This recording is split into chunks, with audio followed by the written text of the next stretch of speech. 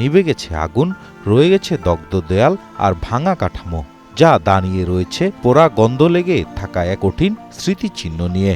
যেখানে শিল্পী মাহবুবুর রহমান খুঁজেছেন অনন্য এক ভাষা, ধ্বংসস্তূপ ছুঁয়ে তিনি এঁকেছেন আলো, ক্ষতবিক্ষত দেয়ালে ফিরেছে প্রাণ।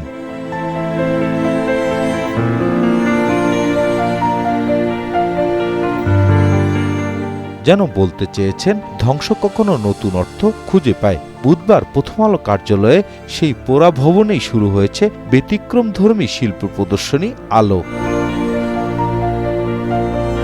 অন্ধকার যত গভীর হোক, আলো আসবেই। প্রদর্শনী আলোর মাধ্যমেই সেই বার্তাটি যেন দিতে চান আয়োজকরা। যে হামলাটা হয়েছে এটা আসলে একদম এক্সট্রিম পর্যায়ে, এরপরে আসলে আর কিছু হইতে পারে না।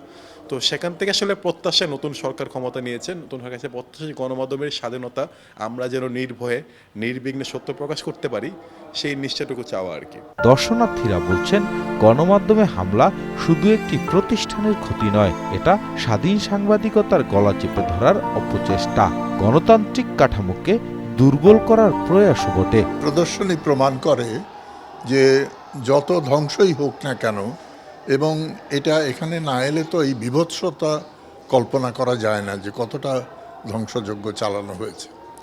এবং সেই সঙ্গে একই সঙ্গে ঘৃণা প্রকাশ করি যারা তখন ক্ষমতায় ছিলেন এবং তারা এই যে বীভৎস কাজটা হতে দিয়েছেন দীর্ঘক্ষণ ধরে, তারা প্রশ্রয় দিয়েছেন এই কাজটা হতে। সংবাদপত্র জগতে একটা নতুন একটা ডাইমেনশন এসেছে।